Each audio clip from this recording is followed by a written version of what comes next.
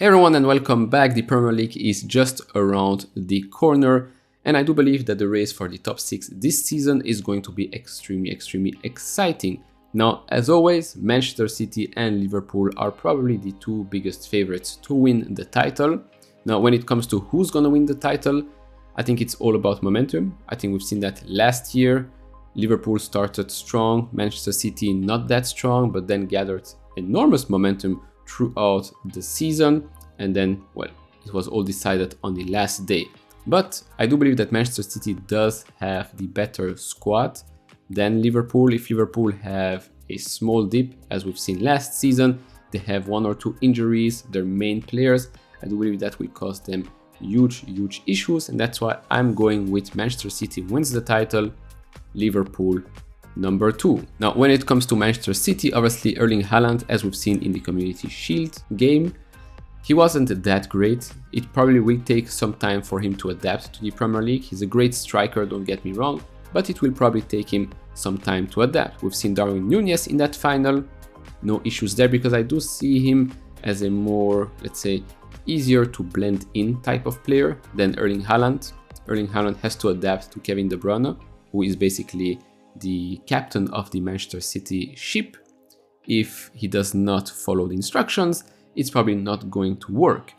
Now, there is still the question of will Bernardo Silva stay at Manchester City or not? Is Manchester City going to sign any other player this transfer window? Remains to be seen. Their other striker, Julian Alvarez, is also a very promising young kid. So for them, it's going to be an interesting season, and the success probably lies on how well these attacking players will perform throughout this season.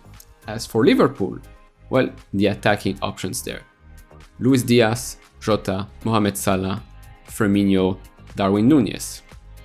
Now, obviously, if Salah gets injured, it's a big blow for the team. If Diaz gets injured now that Mane isn't there anymore, it's another big blow. As for the 9, they can still play with Bobby, they can still play with Darwin Núñez, depends how and it depends against who they're playing. Defense-wise, Trent, Robertson, Van Dijk, Matip, Gomez, I think there are some options there that are, well, pretty stable.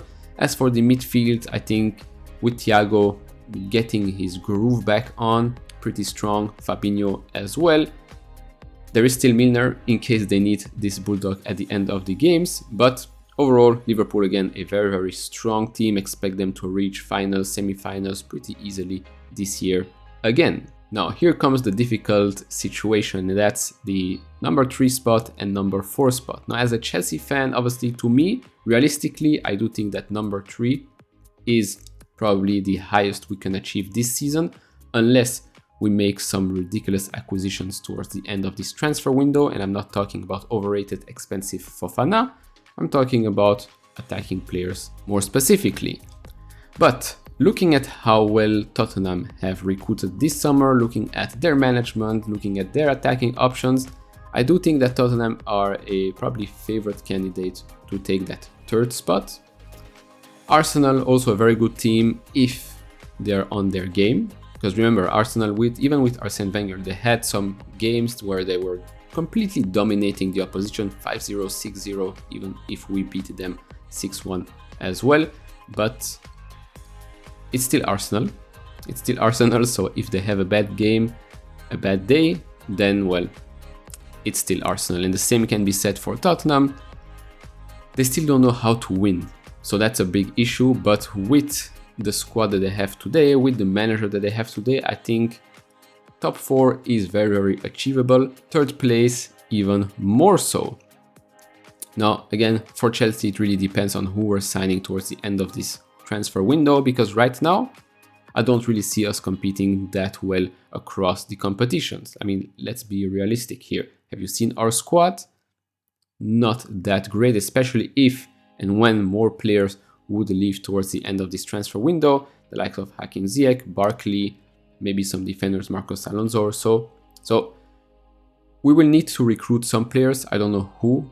Rumors are again still Fofana, De Jong, Depay, Aubameyang, etc. So the top 4 fight is really heating up this season. Now 5th place and 6th place, again battling out maybe with Manchester United, West Ham, don't forget West Ham. I don't think Leicester will be in the fight for top 6, to be honest, because, well, they just don't have the team anymore to be as competitive as they were a couple of years ago. Now, I do want to touch on Manchester United a little bit, because Manchester United, arguably the biggest club in the world, yes, still today, really has an issue. I mean, their star player, Cristiano Ronaldo, it's unclear whether he wants to stay, he doesn't want to stay, he probably wants to go because he wants to play in the Champions League. But Manchester United really is losing its identity. I think the players at Manchester United need a small reminder that they are playing for Manchester United, a huge, huge club with a lot of history. Yes, I know, a lot of history doesn't matter, we live in today. But still, you need to respect the badge you're playing for. And I think a lot of players in Manchester right now don't really realize that, and that's why the club right now is in complete shambles. Now, obviously, with the new manager, remains to be seen how he handles this situation, but as of today, I don't really see them as real contenders for top 4. Now, going back to Arsenal. Arsenal have a very, very good striker this season, one that we should have gone after, to be honest, Gabriel Jesus. Because, well, right now we're being linked with Depay and Aubameyang. Shouldn't we have gone for Jesus when we wanted to buy Ake and Sterling? I mean, we got Sterling, so why didn't we go for Jesus? It just doesn't make any sense. I mean, we've seen how well he played during pre-season. We've seen him qualities in the last couple of years as well. It's a big asset for Arsenal, and it's something that we are missing. As for Tottenham, again, same thing here. As a squad, very, very strong squad, great manager as well, but it's a Tottenham thing, they just don't know how to win. Overall, I do see this as a very, very, very exciting season ahead. In the Champions League, a lot of things can happen, right? We've seen Barcelona buy every other player on this planet with no money whatsoever, and that's why they are trying to offload the young Depay and Aubameyang, because otherwise, well, they can't pay their players. Bayern München probably going to be strong as always, probably going to win the Bundesliga because, well, there's really no competition there. In Italy, probably going to be a good fight, Inter, Juventus and AC Milan, maybe even Roma if they can sign a couple of extra players there. And then obviously in Spain, Real, Atletico and Barcelona. So overall, the top 6 for me will probably look like Manchester City, Liverpool, Tottenham, Chelsea, Arsenal, or maybe Arsenal, Chelsea, Tottenham. It can go either way. And then probably Manchester United, West Ham, or West Ham, Manchester United. Obviously, do share your thoughts down in the comments below. Share your predictions in the comments, like and subscribe if you have not, and I see you all in the next one. Bye bye.